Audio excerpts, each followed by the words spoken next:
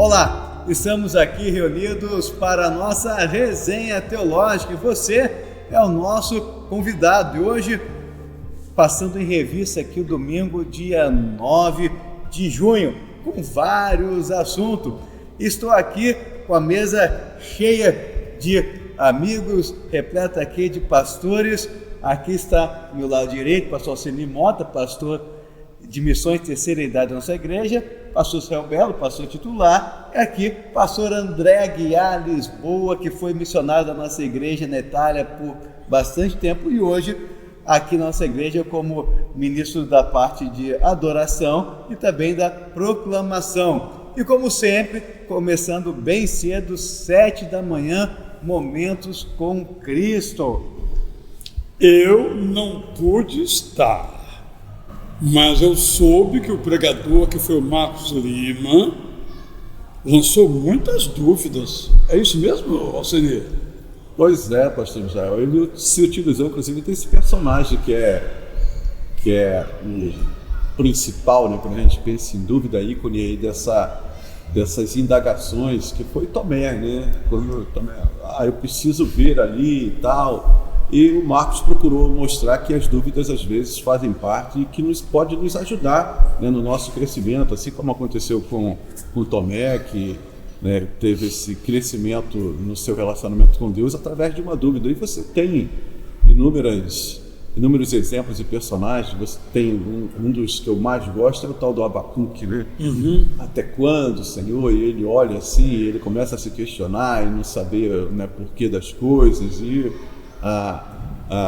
os 3 capítulos de Abacuque mostram esse crescimento, né, essa maturidade, né, da sua fé, baseado em indagações, em questionamentos.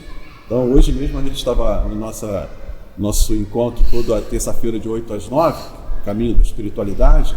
A gente está lendo sobre os amigos de Jó, né, levantando ali dúvidas sobre a sua fé, e Jó questionando toda a sua situação, e através desse questionamento que Jó fez, do que ele estava passando, do seu sofrimento e das suas dúvidas, houve claramente ali também um crescimento espiritual do seu relacionamento com Deus. Então, a gente não deve, né, se culpar quando nós temos dúvidas, né, quando nós nos indagamos, mas porque ele faz parte da nossa humanidade e isso pode servir também para esse, né, amadurecimento, esse fortalecimento da nossa fé. Nosso querido pastor André está aqui se coçando porque ele está cheio de dúvidas. Quais são elas? Pois é, todas, né? E algumas a gente só vai sanar quando estiver realmente na eternidade com o Senhor. Não tem jeito. Mas não é porque nós temos dúvidas que o Senhor nos rejeita. Eu acho que quando a gente pensa nas nossas dúvidas e às vezes até mesmo na nossa falta de fé, aquele homem que tinha um filho que precisava da intervenção de Jesus, ele clamou: Senhor, me ajuda na minha falta de fé. E às vezes as dúvidas, elas suscitam uma caminhada mais próxima do Senhor Jesus. E você, Samir, também tem dúvida? Bastante, né? Bastante Rapaz, dúvida. Eu achei que esse não tivesse nenhuma dúvida. Fosse só nós aqui. E eu queria fazer uma pergunta para o pastor André a esse respeito. O que você faz quando você tem dúvidas? O que você faz? Qual seria o seu roteiro aí quando você tem dúvida? Eu acho que a gente trata as nossas dúvidas espirituais, teológicas, à luz da Bíblia e orando, né? Agora, se a gente tem dúvidas que abrangem aí outras áreas da vida e que influenciam no nosso bem-estar, como é que eu vou fazer, por exemplo, o meu imposto de renda? Eu tenho que perguntar para quem sabe. E quando a gente tem dúvidas relativas à nossa espiritualidade, a gente pergunta realmente para quem sabe. Primeiro para o nosso pastor aqui, os pastores, colegas, teólogos, a Bíblia, e para chegar até ao conhecimento do Senhor. Como é que a gente vai examinar o nosso coração e colocar diante de Deus o nosso questionamento, as nossas dúvidas, as nossas perguntas. Em oração, a gente ora e espera que Deus nos responda de alguma forma dentro do nosso coração, porque tem dúvidas que nos paralisam, mas há outras dúvidas que vão suscitar então um crescimento na nossa caminhada com Jesus. Ótimo. Escapou das suas, né? Ó, escapei das minhas, já veio aqui. Jogou a bola para mim. E nós falamos nos cultos pela manhã muito sobre a escatologia, né? O estudo das últimas coisas, da volta de Cristo. Todas as escatologias, ou podemos dizer, todos os pensamentos escatológicos, formulando melhor, são bons. Para começar, a Bíblia não fala em volta de Jesus, né? Fala em segunda vinda. Isso. Olha a dúvida aí. Mas há escatologias péssimas, como esta escatologia cronometrista, não é? Que marca data da volta de Jesus até lugar. Ao longo da história, não é? Todos aqui estudamos um pouco a história da teologia. Nós vimos o erro de Montano, século III, o erro de Joaquim de Fiore, século XII, e mais recentemente, século XVIII, século XIX. Cada século tem uma pessoa marcando a data da volta de Jesus. Então, o grande problema é esse termo sinal. Sinal. Penso que Jesus, quando fala dos sinais, ele está sinalizando que esses sinais não sinalizam. Um pouco estranho o que eu acabei de dizer. Mas é exatamente isso. Quando você vê esse monte de coisa, isso é só um sinal, não é o fim. Então, as pessoas trocam as bolas. Então ele fala assim, olha, vai ter terremoto. É só um sinal, não é o fim. As pessoas interpretam, está tendo terremoto, então é o fim. Penso que essa escatologia faz o oposto de Jesus. Porque toda a palavra bíblica veio para nos dar esperança e conforto. E quando uma escatologia nos aterroriza, sobretudo, posso afirmar isso, ela não provém do Deus eterno, não provém do Espírito Santo. O Apocalipse, até a palavra, né, André? Dimensões apocalípticas. Que maldade com a palavra, que quer dizer apenas revelação, mas as pessoas vão tomando as palavras no sentido que elas querem dar, distantes da revelação bíblica. É um conhecido filme de guerra, Apocalipse Now, né? E aí Apocalipse significa realmente, na cabeça das pessoas, comumente, como final, e o final com destruição, sem esperança, quando o livro realmente quer nos suscitar esperança. E muita gente tem medo de ler o livro. Tem medo, ali chega no finalzinho da Bíblia, chegou em Apocalipse, já não quero mais ler. Leu todo o Novo Testamento, mas o Apocalipse pula e volta para o jeito. E a mensagem do Apocalipse é clara. Fiquem tranquilos, permaneçam fiéis, eu estou no comando da história, disse Jesus. Então, se ele está no comando da história, eu vou ter medo de quê? Pastor Seni, então, o que nós devemos fazer para ter uma escatologia saudável, para compreendermos o fim dos tempos, a segunda vinda de Jesus Cristo, de uma forma saudável, uma forma que vem gerar vida? Estudando, né, Samir? Eu acho que estudando a Bíblia, procurando interpretá-la de maneira correta. O livro de Apocalipse realmente apresenta uma dificuldade muito grande. Eu acho que a aversão nossa pelo livro de Apocalipse, porque a maioria de nós não consegue, né, não conseguimos compreender ali aquelas figuras, e você começa o próprio estudo nos mostra que existem várias correntes de interpretação. Então, você pega um teólogo, aí o cara pega uma linha, aí você pega o outro, já pega a outra. Por isso, inclusive, fica aqui a recomendação para que você tenha o volume 6, né, da Bíblia Prazer da Palavra, do pastor Israel, que aí você vai ver como que ele interpretou essas figuras ali do... Como que ele interpretou, tá vendo? Já lançou uma dúvida. Porque cada tradução é uma interpretação, né, Alcides? Né, André, porque é isso, pelo menos essa é a minha impressão, não sei se é de vocês, né? Mas quando eu me aprofundo no livro de Apocalipse, e não é um dos meus objetivos, justamente porque eu percebo essas divergências, né, nos estudiosos. Você não tem uma linha única, né, de interpretação, você tem várias. Então você vai ter que, no seu contato com a palavra de Deus, escolher qual aquela que vem ao encontro daquilo que você tem perseguido, né? Que pode esclarecer um pouco mais. Então eu vejo, Samir, que não tem como a gente não fugir dessa questão do estudo, né? É estudar e estar aberto para o Espírito Santo falar ao seu coração. Isso aí. O Espírito Santo é que vai te orientar e te trazer paz, né? A gente não vai ficar com pavor do final dos tempos. Eu, por exemplo, tenho essa questão da volta de Jesus, né, Jairo? E você citou isso no seu sermão. Quando a minha morte, no dia da minha morte, Jesus voltou para mim. Isso aí. E quando é que eu vou morrer? Você pode me você dar? não sabe? Pois é.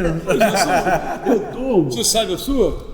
Ainda bem que não. Né? É a escatologia pessoal, né? Então, quer dizer, eu vivo como se Jesus pudesse voltar a qualquer momento. E essa volta é justamente, né, na minha morte. E Paulo diz isso, né? O meu desejo é partir e estar com Cristo, né? Então eu gosto muito da teologia, né, escatológica ali que Paulo traz, e particularmente da questão da morte, porque ele não tem dúvidas com relação a isso, né? A minha morte, tranquilo. Eu vou estar com Cristo. Então, por que ter medo, né? É claro que ninguém deseja, você falou assim, eu estou pronto para partir, mas não estou com pressa, né? Não estou com pressa. E assim somos nós, mas quando chegar, e a gente nunca sabe quando esse dia vai chegar, a gente tem que estar preparado. Alcemir, nós dois vivemos nesses dias exatamente essa realidade de como a nossa vida pode mudar, né? Minha esposa, não estou me sentindo bem. Peguei um termômetro 39,3, sem nenhum sintoma. Aí, durante 10 dias, tudo mudou. Você, sua filha, recebe o telefonema, está na emergência, e a sua vida muda. Dando um exemplo de que eu sou apaixonado pela expressão de Tiago. Eu vou ali, eu vou comprar, vou fazer agora vou fazer uma cirurgia, vou fazer um negócio, vou fazer uma viagem, mas estou de volta. O quê? Está de volta? Se Deus quiser. Não, é isso que eu te falo. O versículo da minha avó paterna. Ela sempre falava isso aí. Se Deus quiser, não vai ficar falando que vai, porque é se Deus permitir. E algum fala assim, e ele há de querer. Como é que eu posso dizer que ele há de querer? Ele quer. Você conheceu a mente de Deus. Mas eu acho, Alcemir, só para terminar essa questão da escatologia, que o grande problema, por isso há miríades de correntes e subcorrentes e subcorrentes, é que o livro do Apocalipse, bem como o sermão de Jesus em Mateus 24, não são lidos tendo em vista o propósito. Qual é o propósito? Aí as pessoas se apegam em detalhes. Quem é a besta A, a besta B, a besta C? Qual a diferença disso? Nenhuma. O que está dito é o seguinte: tem a besta e é feroz, mas ela não vê se Jesus Cristo. E o tipo de interpretação que as pessoas fazem, tanto dos eventos quanto das personalidades, só traz descrédito ao Evangelho.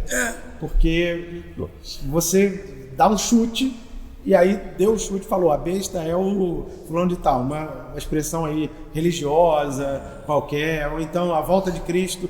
Imagino que lá na Europa medieval as pessoas pensavam que a volta de Cristo estava próxima por causa da peste negra. Nos nossos dias, por causa do Covid-19. E nada disso. E os sinais foram profetizados por Jesus, não para que a gente pudesse tentar descobrir, mas para que a gente soubesse que Deus está no controle de tudo. Aquele dia, eu não sei, disse Jesus. E só o Pai sabe. Será que ele mentiu? Pois só se Jesus disse eu não sei, a gente quer. Eu quero saber. A gente quer saber mais uma palavra sua, uma frase que até nesse momento o senhor aumentou um pouco o tom de voz e para trazer realmente a atenção, o senhor falou, eu estou pronto. Isso aí, é o que interessa. E como saber se eu sou pronto ou não? Penso que entre as lindas expressões de Jesus, uma está, que é a seguinte: todo aquele que vem a mim, eu de modo algum o descarto, mando embora. Então, se eu gosto dessa expressão popular. Se eu me apeguei com Cristo, não tenho como desapegar mais, né? E eu tenho muito pensado sobre esse assunto, eu ainda preciso estudar um pouco mais, mas eu tinha uma grande dúvida, já você me perguntou, eu tinha uma grande dúvida, que é sobre a imortalidade da alma. Aí eu li um livro há muitos anos, quando eu tinha uns 18, 19 anos, de Leonardo Boff, muito interessante, em que ele diz que a alma, ele não diz isso, mas foi o que eu captei, né? Não existe alma, existe o ser humano. E o ser humano morre. E o ser humano ressuscita.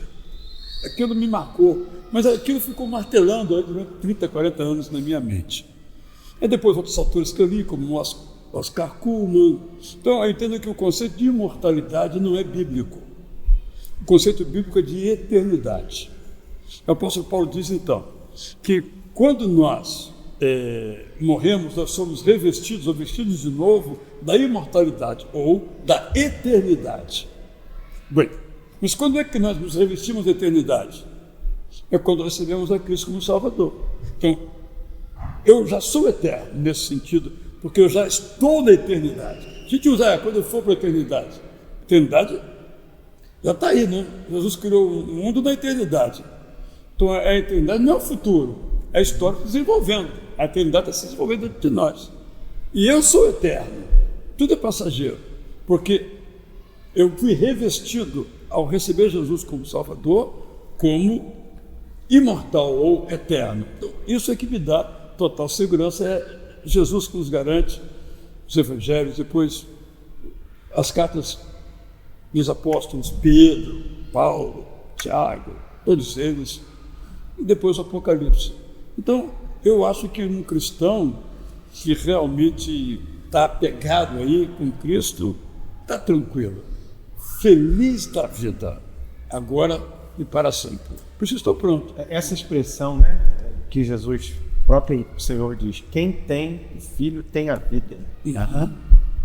Então, eu acho que é uma recordação de que nós estamos estáveis nas mãos de Deus e vivendo hoje, agora na eternidade. Isso, porque a nossa segurança está nele, Isso. não está na força dos nossos braços. Perfeitamente. E quando a gente olha nele a nossa segurança, a gente pode falar com convicção, né? Estamos prontos no Senhor.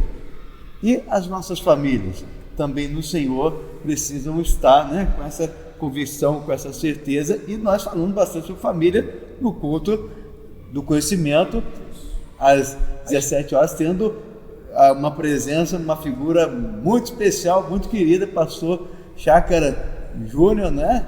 O pastor José Chácara Júnior nos abençoou demais no culto das 5 horas, nos trouxe uma proposta de conversa sobre a família, né? Seguindo a linha aí do pastor Israel sobre a teologia conversacional. E o Chácara nos falou sobre a necessidade do diálogo. Muitas vezes nós estamos na mesma mesa, desconectados uns outros, por causa das telas, dos celulares, dentro da própria casa, um está lá lavando louça, o outro está ao sofá e os filhos estão nos quartos, e cada um no seu mundinho, na sua realidade.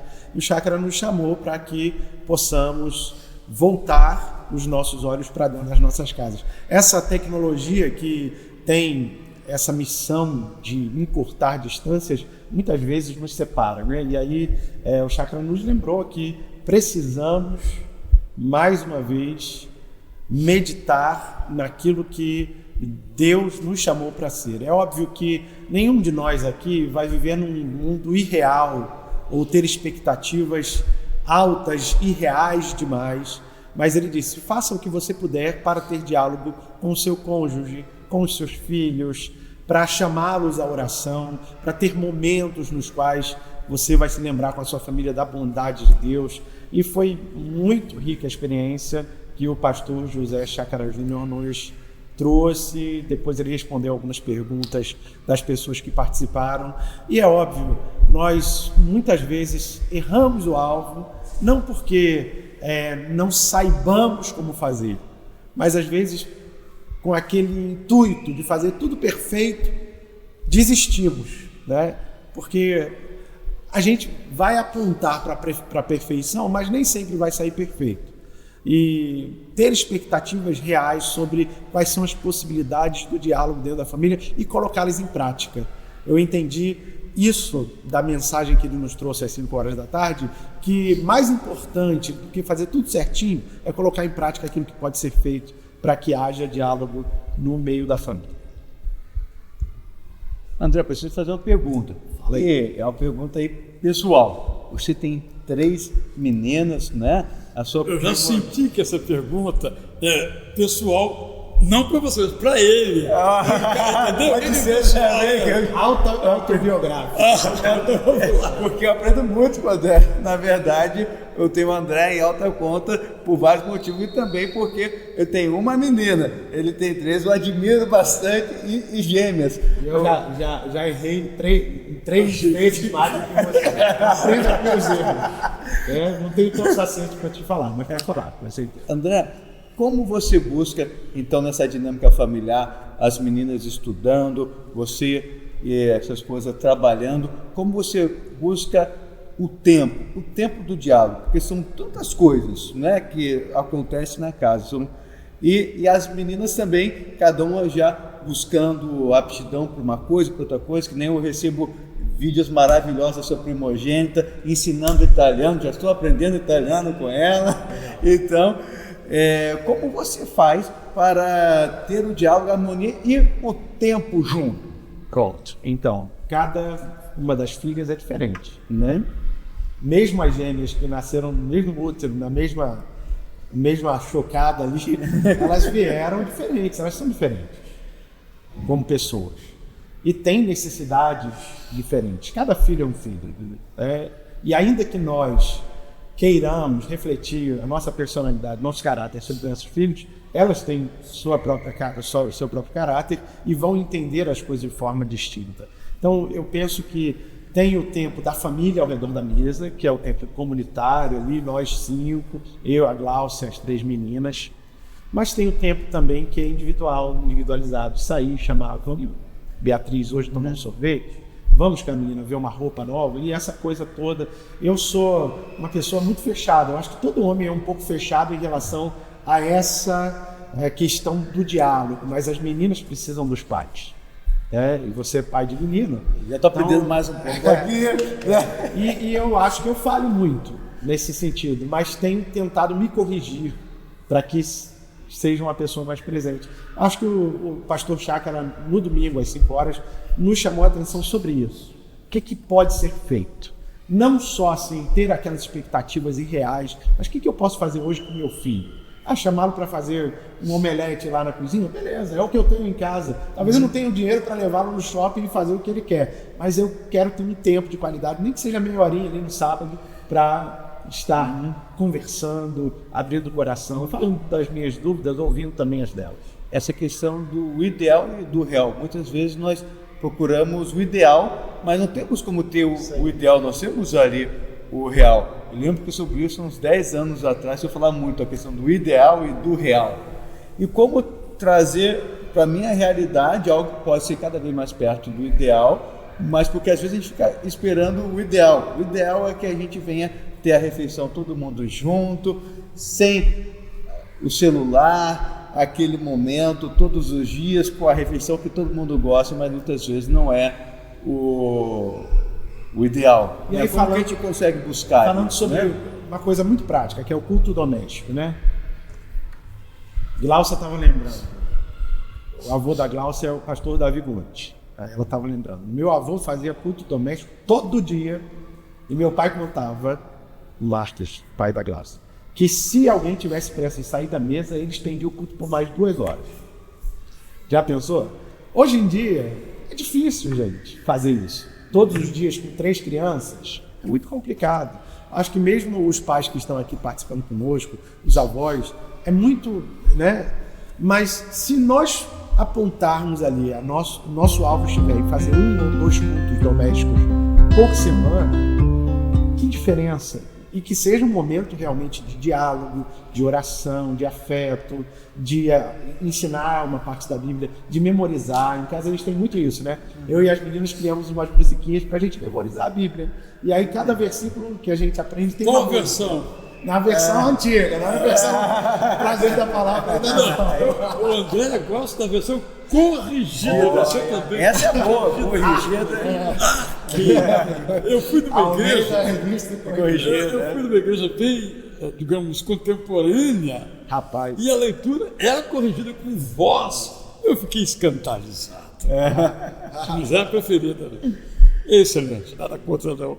E daí no culto das 19 horas, nosso último culto, tendo a pregação do nosso pastor aqui para as novas gerações, né, pastor Davi, e como que foi pastor André, que passou o Senir? Ele está perguntando porque foi pregar em outra igreja. Isso, tive a alegria de pregar na primeira igreja batista em Guadalupe. Manda um abraço aí para eles aí. Um abraço grande, pastor Marcelo, toda a igreja do nosso querido Rafael Lima, que foi criado ali, que cresceu, foi um tempo muito especial falando sobre missões, 2h30. Olha, eles tiveram paciência, não viram 2h30, mas que beleza, né? Tudo que o pastor quer, né? Um culto só? Não, 2 momentos. Eu falei 1h30 no momento antes do culto para missões, começou então o culto, música e mais 1 hora. Essa igreja é boa mesmo, hein? Maravilhosa, olha. Essa igreja que eu estou procurando. Olha, bom aqui quando eu tenho 25 minutos eu fico feliz da vida. Se ninguém levantar e for embora. Mas então, sobre as 19 horas. Pois bem, pastor Davi foi muito feliz no texto que ele escolheu, falou sobre Neemias capítulo 3, versículos 1 a 10, e ele foi narrando como cada um dos habitantes ali de Judá que estavam retornando do exílio reconstruíram o muro de Jerusalém. E aí tinha o ourives, tinha o sapateiro, tinha o perfumista, tinha os sacerdotes. Ninguém ali era pedreiro nem engenheiro, mas a disposição do povo em reconstruir. E ele fez uma aplicação na nossa vida sobre o que a gente precisa reconstruir no nosso coração, nos nossos hábitos, na nossa família. Foi muito rico, foi muito abençoador estar aqui ouvindo essa mensagem, que foi bastante prática, né, para a gente colocar na nossa vida em prática. E Alcenir também estava presente, queria saber as impressões dele. Pois é, dentre os vários aspectos que o Davi mencionou, chamou a atenção, Israel e Samir, né? A questão que ele chama a atenção do nosso olhar além dos muros, né? Então aí trouxe um pouquinho dessa nossa realidade, né? Nossos compatriotas sofrendo lá no Rio Grande do Sul, a nossa igreja atenta, né, também aí com esse trabalho missionário, indo para a Amazônia, agora indo para o sertão, tendo esse envolvimento em todas as ações missionárias, quer dizer, a gente não ficar só voltado para dentro dos nossos muros, né, se satisfazer com estar aqui no templo, nossos momentos de culto, mas atento ao que está acontecendo além dos muros. E eu achei muito interessante, tem vários aspectos que ele mencionou, como o André colocou, essa sensibilidade, né, que a gente precisa ter e estar sempre atento ao que está acontecendo ao nosso redor, né, para que possamos não somente praticar o amor verbalmente, mas também com as nossas ações e os nossos gestos. E tem sido muito interessante, já, e Samir e André, eu não sei se vocês têm acompanhado, né, o que está acontecendo lá no Rio Grande do Sul com o trabalho dos batistas, né, particularmente ali com a Junta de Missões Nacionais. Realmente está sendo um momento histórico, né? Pelo menos essa tem sido a minha percepção.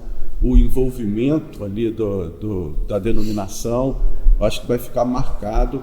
Agora, na última sexta-feira, eu vi que compraram um trailer, né, e colocaram lá máquinas de lavar, máquinas de secar, porque as roupas estão sendo lavadas, estão sendo secadas, ou seja, cada vez essa ação se expande, né, percebendo a necessidade. Se surgiu a necessidade, a gente vai suprir.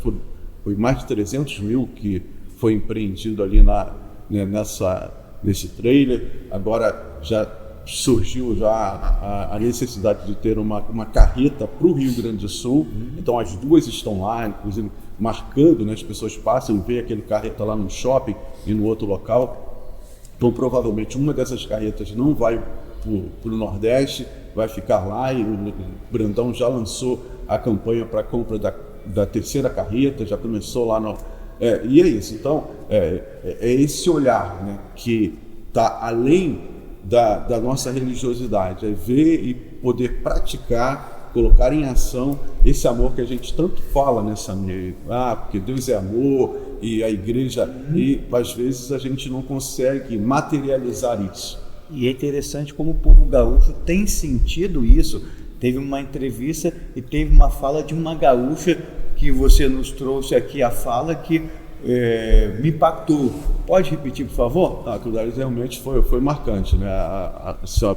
O testemunha lá disse que se Deus tem uma cor, essa cor é amarela, né? Justamente por causa dessa camiseta Jesus Transforma que tem sido usada. Camiseta amarela, né? Então tem essa cor para destacar os voluntários, essa cor amarela, e a gente vê no Rio Grande do Sul voluntários vestidos em tom de amarelo ali, e realmente mostrando Cristo, né, ali no Rio Grande do Sul.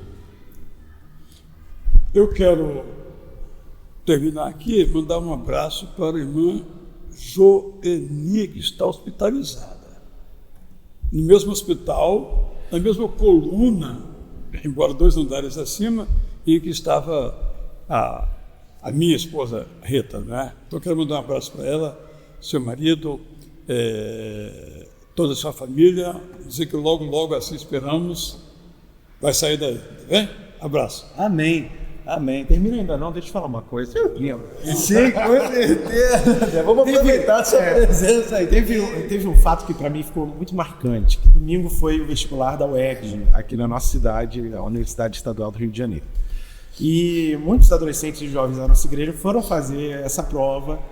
E domingo à noite nós oramos agradecendo a Deus pela Vasti, que é uma moça jovem aqui da nossa igreja, nossa irmã, que se formou em medicina na UERJ e que ela veio aqui à frente, o pastor Davi chamou, nós oramos por ela, e foi um momento muito especial, que aqueles que estavam prestando a prova naquele dia viram o coroamento, fruto daquele trabalho, né, da Vasti, e de tantos outros que na nossa igreja, estou aqui até dando choque no nosso cinegrafista Henrique, que de tantos outros que estão agora prestando os vestibulares, se preparando para ingressar numa universidade e verem realmente esse objetivo sendo concluído.